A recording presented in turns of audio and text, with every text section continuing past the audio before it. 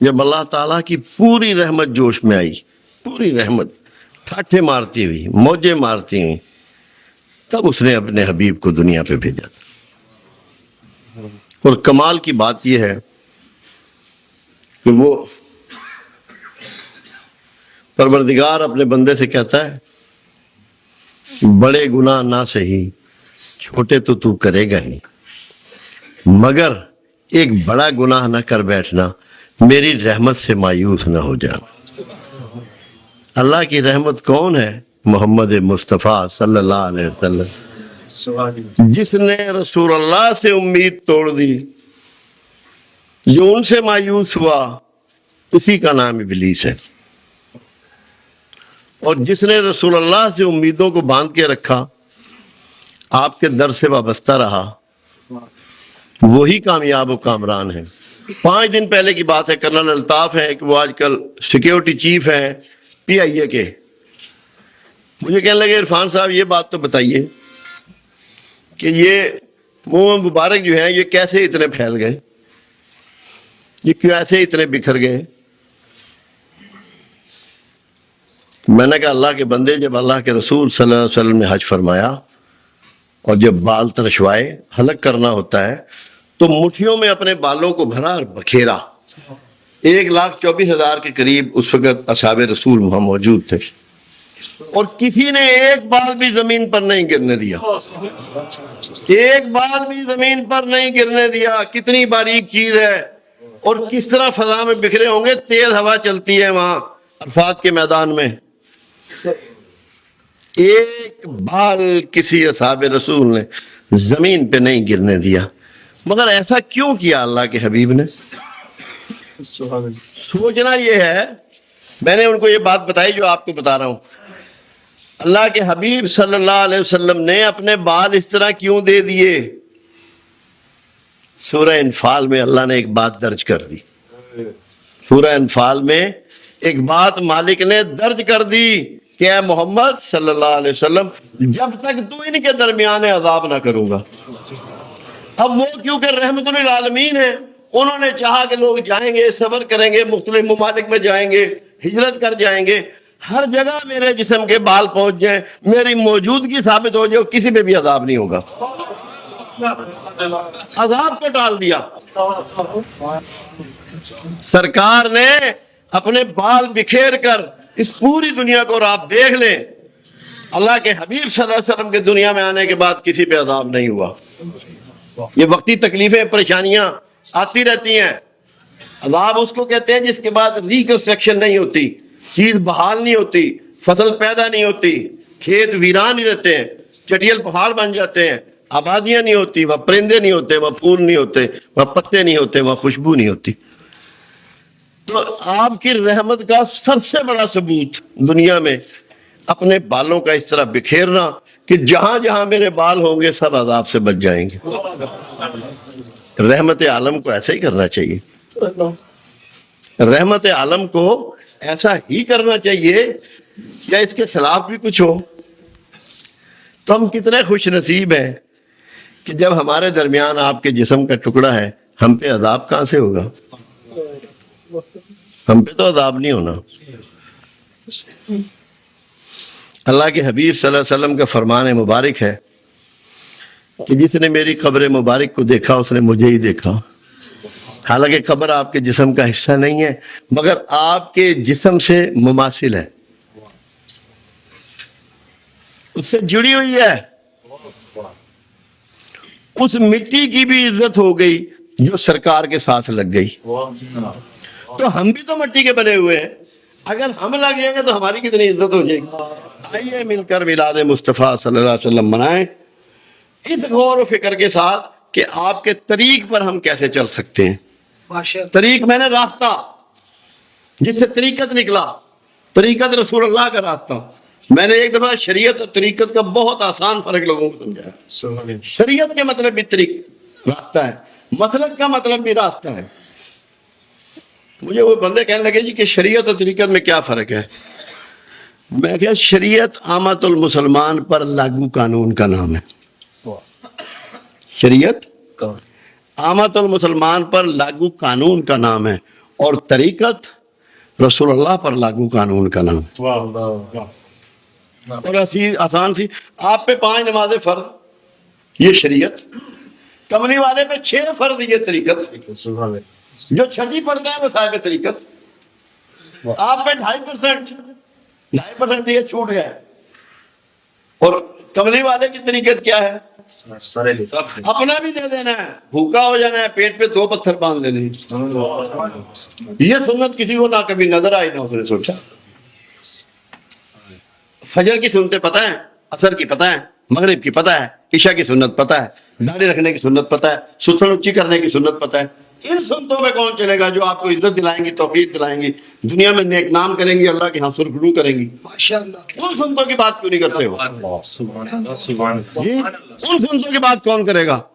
وہ سنت جو کملی والا پیدا ہوا اور مشکلات میں گھرتا چلا گیا, اور مشکلات میں اف بھی نہیں کیا, سسکی بھی نہیں لی, تاکہ اللہ کہیں کچھ شکوہ نہ محسوس کر لے. اگر میں روؤں گا, رویا بھی نہیں کہ گلے میں نہ آ جائے.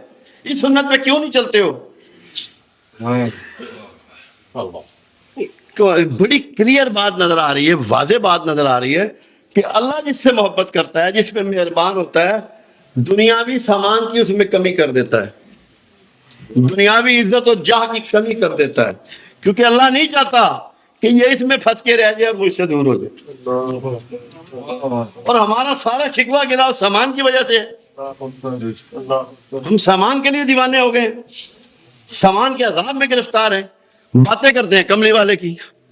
کملی والے کے پاس کیا سامان تھا جو پوری کائنات میں سب سے امیر, علم کے لحاظ سے, عزت کے لحاظ سے, مقام کے لحاظ سے, مرتبے کے لحاظ سے, اعمال کے لحاظ سے, اخلاق کے لحاظ سے سب سے امیر آدمی کا نام محمد ہے صلی اللہ علیہ وسلم, اور سامان سب سے کم.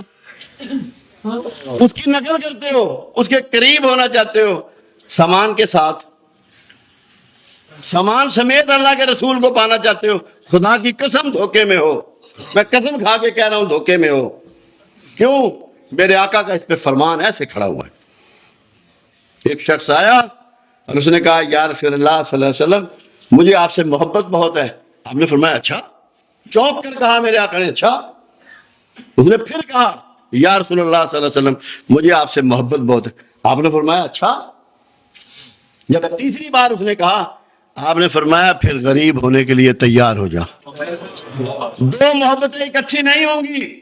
کملی والے کی محبت بھی یہاں اور مال کی اور نہیں ہوگا. یہ دھوکہ ہے, جھوٹ سے نکل جاؤ, کبھی نہیں ہوگا. اسی دھوکے میں گرفتار ہو سارے, اسی لیے نتائج نہیں آ رہے, ذلت بڑھتی جا رہی ہے. ورنہ بہت نتائج آ جانے چاہیے. اتنی نمازیں, اتنے روزے, اتنے درود شریف, اتنے عمرے, اتنے حج, اتنی زکاتیں, کائنات بدل جانی چاہیے. نہیں بدل رہی, کیونکہ ہم منافقت کے ساتھ اللہ کے رسول سے پیار کر رہے ہیں. دینا کچھ نہ پڑے, رسول مل جائے. دینا کچھ نہ پڑے, جنت مل جائے. لڑنا نہ پڑے, شہادت مل جائے. کچھ نہیں ملنے کا. ایسے دھوکے میں مت رہیں, نکل جائیں دھوکے سے. سچائیوں کو اپنائیں, اپنے رویے میں سچائی پیدا کریں. جس کو کملی والے سے محبت ہوگی اسے گیت گانے کی ضرورت نہیں ہے. وہ صبح سے لے کے رات تک اپنے رویے بدلے گا, انہیں واچ کرے گا, اپنے خاندان والوں کو بتائے گا کہ یہ کام جو تم کرتے ہو یہ کملی والے سے بغاوت ہے, مت کرو. میں لوگوں کو یہ بات سمجھانا چاہتا ہوں کہ آپ اس طرح مت سوچیں کہ یہ سنت ہے, یہ سنت نہیں ہے, یہ طریقہ رسول ہے اور یہ طریقہ رسول کی مخالفت ہے. اس طرح سوچیں. جب اس طرح سوچیں گے نا پھر بات بن جائے گی. میں نے ایک دوستوں کو سوال کیا, میں نے کہا رسول اللہ کو سب سے زیادہ پیاری چیز کون؟ رسول اللہ کو سب سے زیادہ پیار کس چیز سے؟ ایک صاحب بولے کہ فاطمہ الزہرا رضی اللہ تعالیٰ عنہ. ایک صاحب بولے حضرت علی کرم اللہ وجہہ رضی اللہ تعالیٰ عنہ. ایک صاحب بولے عائشہ صدیقہ رضی اللہ تعالیٰ عنہ. ایک صاحب بولے نماز سے. ہمیں تو یہی نہیں پتا کہ رسول اللہ کی محبت کس سے تھی, رسول اللہ کو کس سے عشق تھا. تو اگر تم رسول اللہ کے پیٹرن پہ چلنا چاہتے ہو, رسول اللہ کے طریقوں کو اپنانا چاہتے ہو, رسول اللہ کے قریب ہونا چاہتے ہو, تو تمہیں بھی تو وہی چیز اسی سے محبت کرنی پڑے گی جس سے رسول اللہ محبت کرتے تھے, یا کسی اور چیز سے کرو گے؟ جی تو رسول اللہ کو اپنے مشن سے محبت تھی، اس سے بڑھ کے کسی چیز سے محبت نہیں تھی۔ اور مشن کیا ہے رسول اللہ کا؟ شرک و بت پرستی کا خاتمہ اور مخلوق کے ہر استحصال کا خاتمہ، انسانوں کا نہیں، ہر مخلوق کے رسول ہیں آپ۔ آپ کو کائنات کے ہر ذی روح کے لیے مابعوث کیا گیا ہے۔ تو جس کو اس مشن رسول سے محبت نہیں ہے، اس کی محبت مدینہ میں قابل قبول نہیں ہے۔ ہم جی اسی کے سہارے رہے ہیں، اسی کے سہارے جی رہے ہیں، ہمارے پاس اور کچھ نہیں ہے۔ مگر ذرا غور طلب بات ہے، بہت باریک۔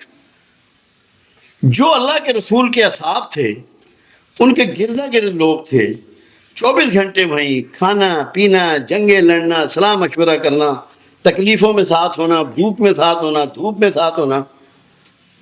ان کو یہ بات نہیں معلوم تھی، ان کو نہیں معلوم تھا یہ کہ یہ شفیع ہے، یہ شفاعت کریں گے، بخشش کروائیں گے، نہیں معلوم تھا۔ آپ بتائیں مجھے یہ بات، ان کو معلوم تھا۔ مگر ہر گزرنے والے دن کے ساتھ، ہر چمکنے والے سورج کے ساتھ، ان کی عبادات، ان کی گریہ وزاری، ان کے صدقہ و خیرات، ان کے اندر کی توبہ عاجزی بڑھتی تھی، کم نہیں ہوتی تھی۔ اور وہ راتوں کو اٹھ کے ان کے سینے ایسے ابلتے تھے جیسے ہانڈیاں کھولتی ہیں۔ ابوبکر صدیق ہو یا عمر ہو یا علی ہو یا اور بھی تمام عظیم لوگ، ان کو تو معلوم تھا کہ یہ شفیع ہیں، یہ شفاعت فرمائیں گے۔ اس کے باوجود کیا وجہ تھی کہ انہوں نے خالی شفاعت پہ بھروسہ کر کے نہیں بیٹھ گئے؟ کبھی سوچا آپ لوگوں نے وہ ایسا کیوں تھا؟ کیوں انہوں نے نہیں سوچا اس کو؟ وہ تکیہ کر کے نہیں بیٹھ گئے۔ تمام اصحاب رسول، عظیم لوگ، سارے ولی مل کے ایک اصحاب رسول کے برابر نہیں ہو سکتا، اتنے عظیم المرتبہ لوگ۔ بات کیا تھی؟ کبھی سوچا؟ ہمارے ہاں ٹیچنگ کا نظام ہے، استاد ہوتا ہے، جس استاد کے سارے شاگرد رعایتی نمبروں سے پاس ہو، اس استاد کی کیا پوزیشن ہوتی ہے؟ مجھے یہ بتا دیں، اس استاد کی کیا حیثیت رہ جاتی ہے جس کے سارے شاگرد رعایتی نمبروں سے پاس ہوں؟ کیا کہیں گے اس استاد کو؟ زمانہ کیا کہے گا اس استاد کو؟ تو وہ جانتے تھے کہ اس کا تعلق ناموس مصطفیٰ سے ہے۔ ہم رسول اللہ کو شرمندہ نہیں کرائیں گے دوسرے پیغمبروں کی موجودگی میں، اللہ کی موجودگی میں۔ ہم اتنے نمبر دیں گے کہ انہیں پتہ لگے۔ یہ بالکل وہی بات ہے۔ معین الدین چشتی اجمیری رحمۃ اللہ علیہ آئے اور مفتیار کاکی سے پوچھا کہ تو نے کوئی شاگرد بنایا؟ انہوں نے کہا ایک ہونہار شاگرد ہے۔ تو بابا فرید کے حجرے میں لے گئے تو بابا فرید گر گئے، اتنے نقاہت ہو گئی تھی۔ تو پراؤڈ ہوتا ہے استاد اپنے ٹیچرز پر، کم سے کم اتنا تو ہو جاؤ کہ اللہ کے رسول تم پہ فخر کریں، اور تم پہ فخر کریں۔ یا پاسنگ مارکس لوگے سارے، رعایتی نمبروں سے پاس ہونا چاہتے ہو، شرمندہ کراؤ گے کملی والے کو، کہتے ہم محبت کرتے ہیں۔ کیسی محبت ہے جن میں اس کو شرمندہ کراؤ گے؟ اپنے نمبر لے کے پاس ہو، رعایتی نمبروں کے چکر میں مت رہو۔ شفاعت تو فرمانی ہے میرے آقا نے، وہ تو ایک تحفہ انعام ہے جو آپ کو بغیر مانگے ملنا ہے، وہ تو گفٹ ہے جو مل جانا ہے۔ مگر رعایتی نمبروں کا خدا کا واسطہ ہے، رسول کا واسطہ ہے، چھوڑ دو سوچنا۔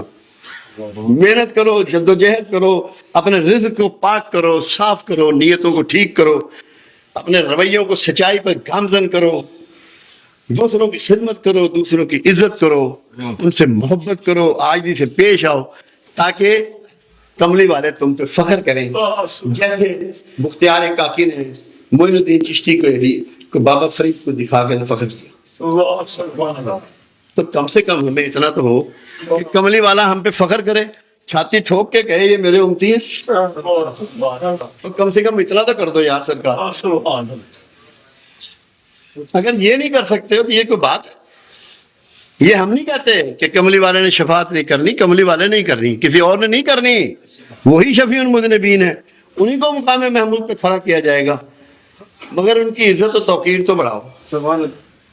تو اللہ کا واسطہ ہے، میری یہ التجا ہے ہاتھ باندھ کر، دل کی گہرائی سے، پوری طلب کے ساتھ، کہ کم سے کم آپ اپنے آپ کو، ہر آدمی اس پوزیشن میں لائے کہ سرکار میرے فخر کریں اس پر کہ یہ میرا امتی ہے, یہ میرا امتی ہے. اللہ کو بھی کہیں اور فرشتوں کو بھی کہیں کہ میرا امتی ہے. جیسے اللہ ذکر کرنے والوں کا ذکر فرشتوں میں بیٹھ کے کرتا ہے کہ دیکھا میرے لوگوں کو, یہ میرا کیسا ذکر کر رہے ہیں, تم تو کہہ رہے تھے فساد پھیلائیں گے,